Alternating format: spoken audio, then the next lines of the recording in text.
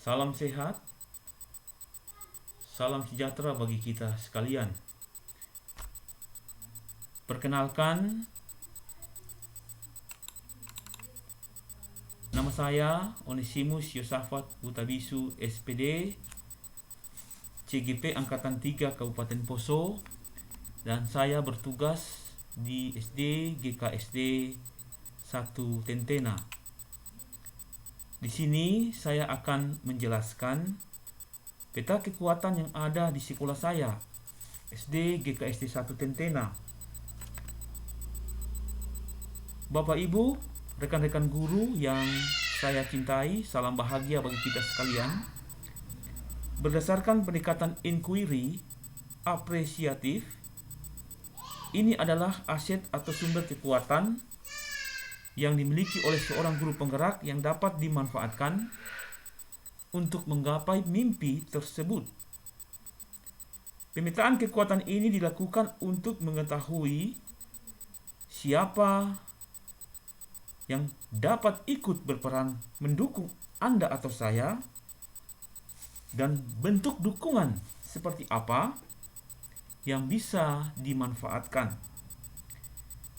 Tentunya pemetaan kekuatan ini tidak dimaksudkan agar Anda atau saya bergantung pada banyaknya aktor di lingkungan tempat kita mengajar untuk mewujudkan mimpi pribadi Anda atau saya mengenai murid impian.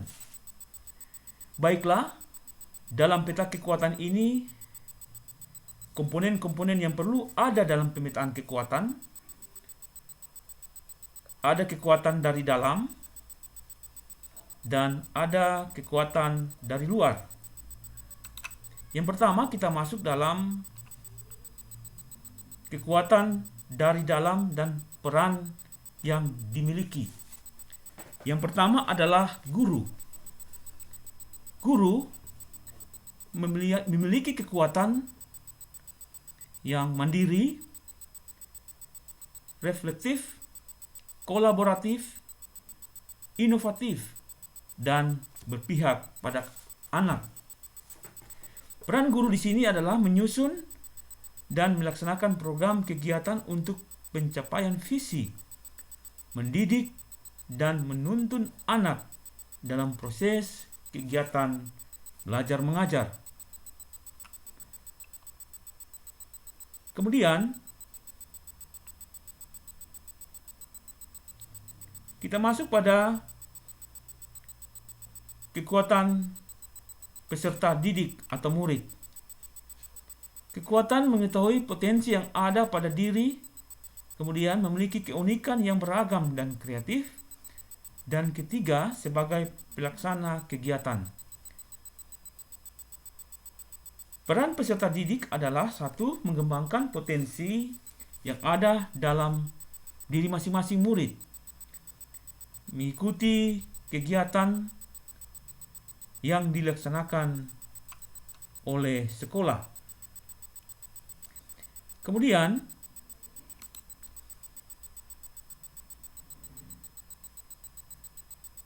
kekuatan-kekuatan ini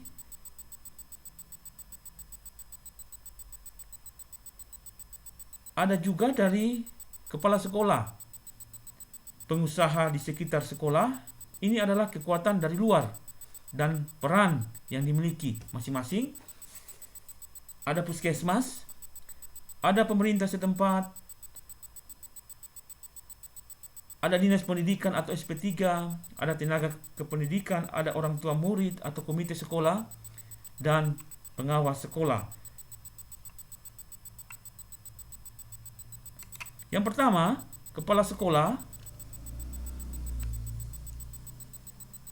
sebagai motivator. Kedua, pengambil kebijakan. Ketiga, mengedepankan kepentingan sekolah. Perannya adalah sebagai pemberi dukungan kegiatan yang bersifat positif, membuat kebijakan yang berpihak pada murid sekolah. Kemudian, tenaga kependidikan. Kekuatannya adalah pelaksana program, kemudian dapat memberi layanan administrasi dengan segera. Perannya yang pertama adalah dapat berkolaborasi dengan guru secara baik, dapat memberikan layanan administrasi dengan segera jika dibutuhkan. Kemudian, orang tua murid atau komite. Kekuatannya adalah menjalin komunikasi dengan pihak sekolah, mendukung program sekolah. Perannya adalah sebagai penghubung dan sebagai pendukung dalam proses kegiatan belajar di rumah. Yang kedua, memberi dukungan berupa moral maupun material. Yang ketiga, mengawasi kegiatan anak selama belajar di rumah. Kemudian pemerintah setempat, kekuatannya adalah bisa membantu kegiatan di lingkungan sekolah, memberi dukungan dan motivasi.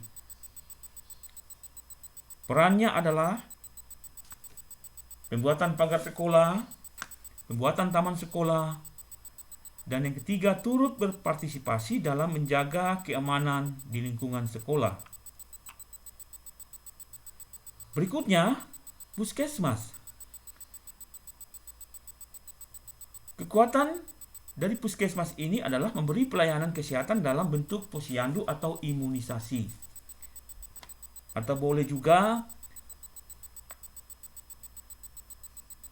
memberikan fasilitas tentang kesehatan lainnya yang ada keterkaitan dengan anak didik.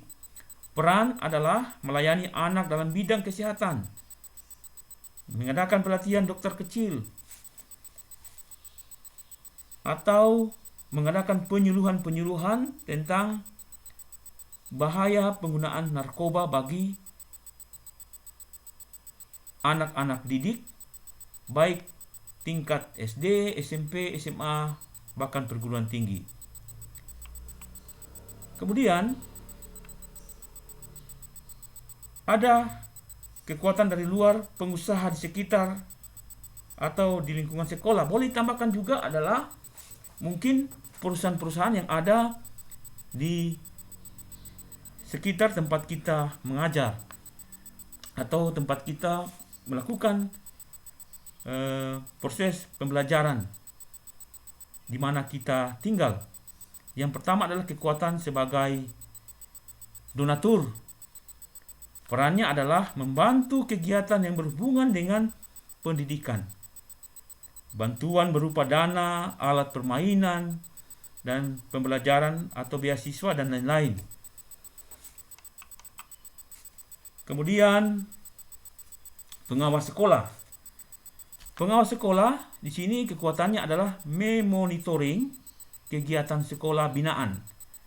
Kemudian memberi pembinaan atau juga boleh juga motivasi agar setiap guru itu tetap semangat dalam melaksanakan tugas sebagai seorang pendidik.